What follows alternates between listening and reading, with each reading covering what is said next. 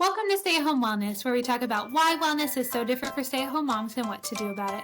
I'm Hannah Stewart from wellnesswithhannah.com, and today we're talking about teaching kids to play independently. You can go about doing that, how you can deal with mom guilt, and the importance of it, and why it even matters. So let's go ahead and dive in. First, we're talking about why does it even matter that your kids can play independently or not? I know a lot of moms view it more as, I want to play with my kids all the time. This is the only time I get with them. They're going to grow up and go away to college, so I'm just going to spend all day long playing with them and wanting them to know that they're cared about. But I think what moms often miss with that, first of all, teaching your kids to play independently is actually good for your kids if you think about it. And it's good for them in a variety of ways. One of the things I've noticed with my kids, when they play independently, they can be very creative, right? So they think of things that we as adults might not even think of. When my kids are playing independently, like yesterday, we just had some random boxes from Aldi lying around our house. And they just thought it was the coolest thing ever to take those boxes, stack them up really high and make towers. And then they drove their cars over the boxes and things like that.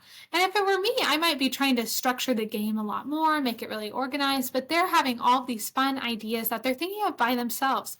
And that prepares them for creative thinking later on in life, right? Whereas if you're standing over them, you're micromanaging them, you're being a helicopter mom, they never have that opportunity to learn how to play by themselves and to problem solve. Like so often my kids, I come in and they're struggling a little bit because their tiles aren't standing up the way they want, or they don't understand why doesn't this car fit in this spot, and they're really having to problem solve and figure that out. And I would say that's a really, really good quality to have, to be able to problem solve and to think creatively. And that's something oftentimes kids learn independently when the situation forces them to figure it out on their own. And of course, I'm not saying you don't supervise your kids. I'm right there in the next room doing dishes. I pop in on them all the time. If there's a problem, I'm right there. But just them knowing that, okay, mom's doing dishes right now, that has actually given them this opportunity to develop some of these skills that they wouldn't otherwise develop. The other reason it can be a really big blessing for your kids is it teaches them that life is not about them, the world does not revolve around them, and it prepares them for the rest of life. I think some kids go through life thinking that someone will always be there to take care of them, someone will always be there to do their chores for them, someone will always be there to entertain them in some ways, and then it can make that transition from childhood to adulthood very difficult if they are used to having an adult meet every single one of not just their needs but their wants, right? There's a really big difference. So obviously as adults, we should be caring for our child's needs. We should make sure they're well fed and they're loved and they're cared for. But when it comes to being entertained, that is actually not a need, and that's something our culture sometimes views as a need, but it can really be detrimental. And sometimes it's those times of boredom when kids learn not only how to think creatively, how to have fun with not much around, but it's also those times when they recognize, okay, mom's only job isn't to entertain me, or the world's job is not just to entertain me, and they can try to figure out what they can get out of it. Because I just remember being in college and there being so many college students where there's these brilliant professors talking to them, but maybe the professor isn't the most astounding public speaker, but you can learn all kinds of stuff from them. But because the professor wasn't entertaining, the college students just write them off as a bad professor, when in fact they really need to be learning what the professor is teaching in order for them to do well in college, right? So there's all kinds of examples of this in our culture, and I think some of that is bred from this idea that we have to be constantly entertained. So when we choose to let our kids learn how to self-entertain, that can actually benefit them later on in life as well. The second reason I think is important is because it actually allows kids to be a blessing to others, right? Have you ever been around a kid that expects to be entertained constantly, that expects to do something fun constantly? I know I was talking to my brother-in-law, and they used to babysit a kid who his mom had never set down whatsoever. It seemed like, I mean, I'm sure she did sometime, but to the point where every time that child was set down, and even if they were provided lots of toys to play with, the child would just scream and scream and scream. And I tell you, that is not the kid you want to have in the nursery, right? That is not the kid you want to have even at a playgroup, right? Where if they don't have constant attention from the mom, they can't be happy, right? Or from another adult. So I would really encourage you, if you are struggling with this concept at all, because our culture can put a lot of pressure on moms to play with kids in all these very specific ways, to just remember that actually it is helpful for your children. It makes them a blessing to others as well if they're able to self-entertain. And my third reason for teaching children to self-entertain and to play independently is because it is actually a blessing to you and to your family, right? So on this podcast, we talk all the time about something called foundational routines. Foundational routines are routines not related to wellness, but that directly impact your wellness. So this would be an example of a foundational routine, right? Because if your kid is incapable of playing independently, then they will really, really struggle if you need to do any kind of house cleaning, any kind of chores around the house, anything like that. They're going to really, really struggle with that. There's going to be a lot of resistance to that. And then guess what? If you're entertaining them all day long, when they go down for a nap, you're going to have to do every single one of your chores that you needed to do earlier. Will you have time to work out? No. Will you have time to meal prep? No. Will you have time to do work? Like right now I'm doing a podcast while my kids are sleeping. No, you won't, because you'll have to do all the things you could have been doing while your kid was playing. And I'm by no means saying you shouldn't play with your kids. I'm not at all saying that. We will get into that. I love playing with my kids. I'm one of those moms that especially loves going on outings with them. I just really enjoy going places with my kids and talking about God's creation. We went to the zoo yesterday. We went to Bible study. We went to the park this week.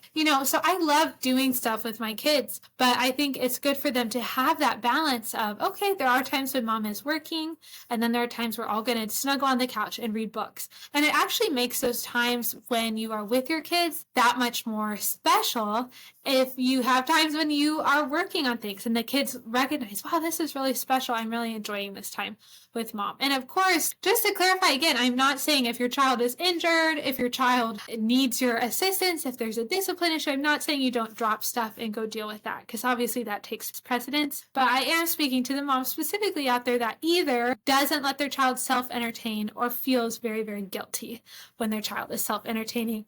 And that leads us really nicely into dealing with mom guilt, because actually, I think for a lot of people, the reason their kids can't self-entertain is not out of principle, but it's out of the mom feeling guilty. We're taking a quick break from our episode to let you know about our sponsor for today's episode, and that is Calm Max Trampoline.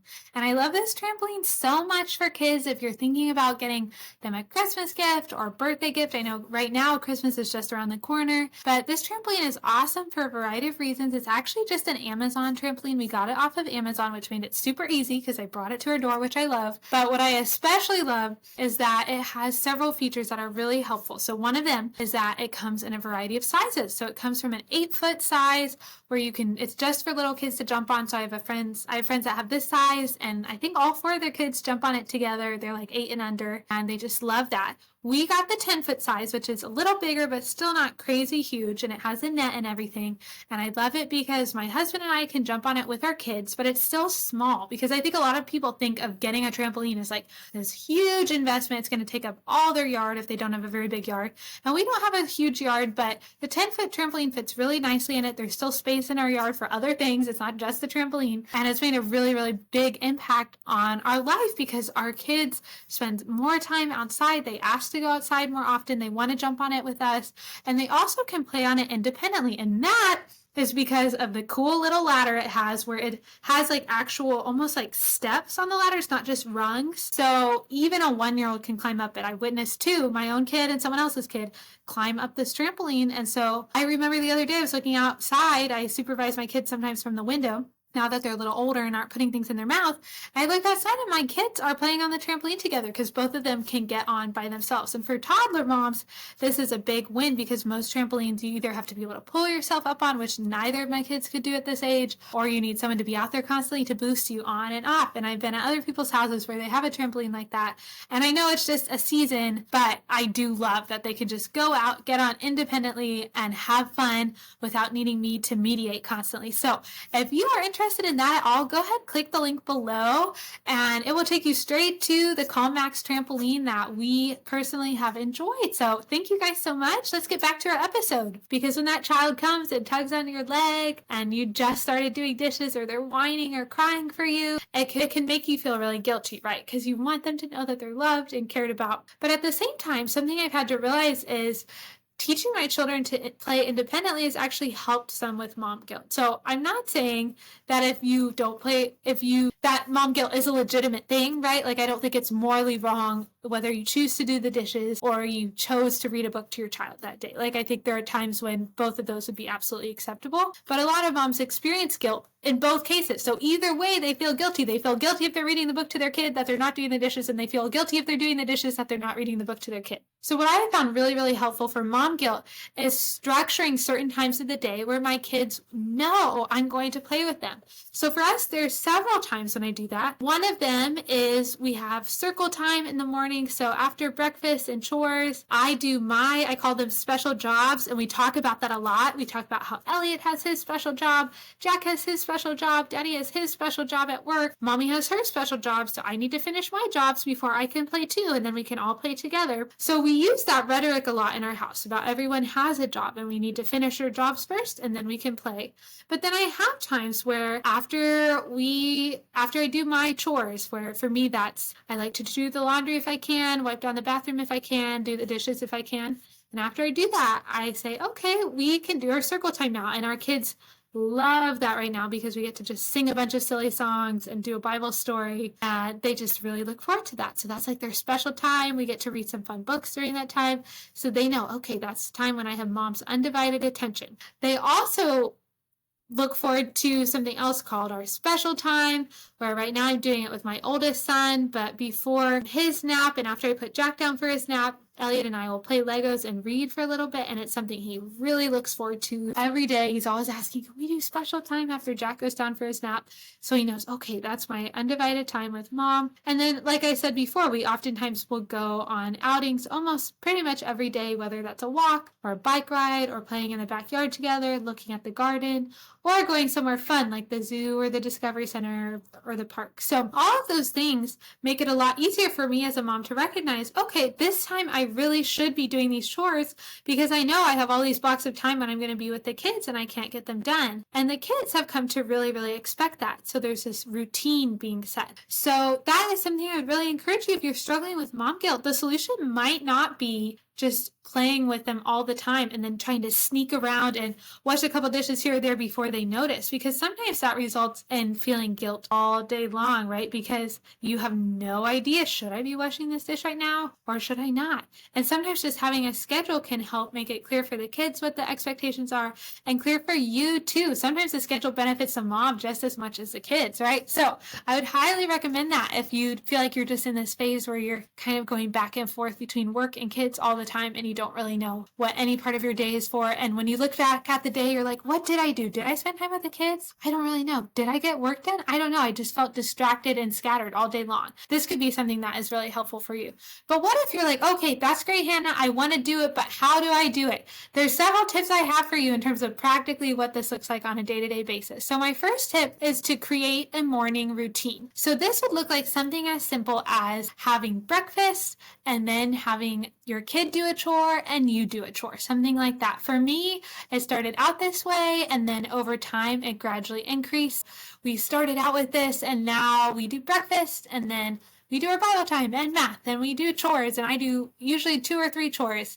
Then we do our circle time together, if that's, and things get cut out here or there depending on if we have a commitment that's earlier in the morning or whatever. Sorry, guys, we just had some students from I think they were running for Senate. We live close to a college, so they were running for student Senate at the college, and they just knocked on my door. So I was like, what's going on? So had to cut in and deal with that for a minute. But as I was saying, it's important to create that morning routine just so kids have an idea of what to expect. The other thing that is key is to explain your expectations to kids. So this can look like saying something like, Mommy, after breakfast, Mommy's going to do my special job, and you're going to do your special job. And then, will Mommy be able to play with you during dishes? No, because I'm doing my special job to make sure we have dishes to eat off of. And then we can play in a little bit together, something like that. I found that, especially with my 3-year-old, he wants to know why. And so it really helps him to understand, like, this makes sense. Like, everyone has a job to do. It's no big deal. And that can make the transition go more smoothly. And it can help to say, okay, I'm not going to be able to play with you during this time, or I'm not going to be able to help with tiles during this time, or whatever it is. Because sometimes it's not even that the kids want my help, they just want me to, or they don't want me to play with them, they just want my help a lot. So just communicating those expectations clearly can be really, really helpful. And then the third tip that I have is to be consistent. And this is really, really hard sometimes, because sometimes it can feel like your kids can have days where they're just a little bit whiny and it's not a big deal. And some days, for whatever reason, they just really, really want your attention. And I will say it is a judgment call sometimes. Like, there have been times around 18 months for both of my kids where they decide to get like all of their molars at once. And I'm just like, I always think that, my kids are going through the terrible twos early and it's just, they're horrible. And I don't know what I'm doing. I must be doing all these parenting things wrong. And then the next week, there's like 6 molars in their mouth. And I'm like, that explains it. That makes sense. So there is a line, like if you think your child is in pain or something like that, I am a softie, so I'd pick them up and comfort and things like that. But in general, I would say that if your kid is just whining and whining and whining and try to get your attention, and then you give into that, that's actually training them that if I whine long enough, mommy will give me attention. And if I am demanding enough, then I will get what I want. And that is actually not something we want to teach our kids, right? So once you've laid the expectation, it's important not to give into that. And it may be hard for the first couple times, but eventually it's totally in their best interest to go find a toy, right? And you can do that for them. That's another one of my tips. Give them an awesome toy that they love. Give them a toy they don't get to play with as much. Set out the Play-Doh if your kids are ready for that. My kids are not quite ready for that, but your kids are great. Or set out their favorite toy that you know will probably be a big win and say, these are your options. You can tug at mommy's leg, or you can go play with your toy, but I'm doing the dishes, so this is not quite as exciting. Or you can get up on a step stool and watch me. You're always welcome to be with mommy, but this is what mommy's doing right now. And that can really, really help in terms of setting that expectation for kids and making sure they know what to expect from you. Hey guys, I wanted to jump in and let you know about 2 opportunities that I have for you. So the first one is a free webinar that I've created just for stay-at-home moms who are wanting to learn more about wellness. And the reason is because I truly believe that wellness is totally different if you're a stay-at-home mom, because your life is so intertwined with your kids. And so I really don't think that a 20-year-old personal trainer, helpful as they are to so many people, if they don't understand what it's like to be a mom, it is very difficult to give wellness advice to a mom. So I created a whole webinar that dives into why wellness is different as a stay-at-home mom. It goes into how to wake up on time if you are struggling with that and are waking up with your kids and are in that vicious cycle of feeling stressed from the instant you wake up because your children woke you up through the baby monitor. That is not a good place to be, and I've totally been there.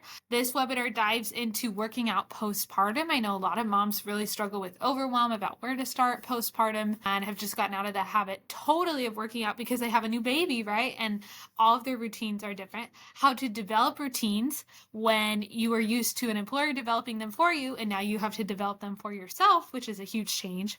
And we even dive into getting things done with kids around. And the reason for this, even though it doesn't directly pertain to wellness, it absolutely affects your wellness routines, because if you cannot get anything done while your kids are awake and you feel like you have to be entertaining them 24/7, then you will not have time to have wellness routines, right? Because when your kids are asleep, you have to clean your whole house from top to bottom and cook all the meals, and you have no time while they're sleeping to work on any routines to take care of your own body, right? So in this webinar, I dive into all of that. I will link it below. The key with the link is click the link and then you wait for the pop-up, and then the pop-up is where you enter your name and your email address, and then it will give you a link that you can copy for the webinar. I think that was a little bit confusing for people last time, so I wanted to make that clear that that's how that works. So wait for the pop-up and then make sure to copy and paste the link, and you will be able to access that webinar, no problem. The second thing I wanted to let you guys know about is that if this episode or other episodes have really resonated with you at all, and you're recognizing that you're a mom that is struggling with wellness, this transition to motherhood has not been easy, and you need a little bit additional support, I would love it if you click the link below to book a call with me. I would love to be able to meet with you and be a habit coach for you, whether that's 1 time or 10 times, and be that support, because I know for me, sometimes I just need someone to talk to, even just for an hour, and to process, like, this is what I'm struggling with, and just problem solve with someone else. I'm a very verbal processor, and sometimes I just need someone to talk about things with and figure out, okay, this is the next step I should take, and then I'm good to go from there. So even if it's 1 time, that's totally fine. But if that interests you at all, I would love it if you went ahead and clicked the link below to book a call with me. Thank you guys so much. I will say with older kids, I have sometimes done consequences if they are whining, just because they are old enough to understand that that is being unkind to other people at a certain point, and they are really just resisting your authority a lot of times. So that is an option as well if that's something you're comfortable with. But the biggest thing is just to not give in, and then over time they really do adjust. So it doesn't take very long for your kids to learn this is the time when mommy does chores, and they can adapt to that pretty smoothly. So it's never perfect. I always still have interruptions of, even though it's not whining, it's more of the discipline side of things right now, or needing, intervention with sibling conflict. So I'm not at all by any means saying it's perfect and it's just perfectly peaceful, productive time. But I have found that teaching them to play independently can go a really, really long ways in you getting your work done, so that way you can enjoy undivided time with them later and you can have time to work on those wellness routines as well. So if you enjoyed this podcast, I would love it if you shared it with a friend, shared it with another mom in your family, whoever it might be. Like it, subscribe to this podcast, and I just want to thank you guys so much for joining me for another episode of Stay at Home Wellness.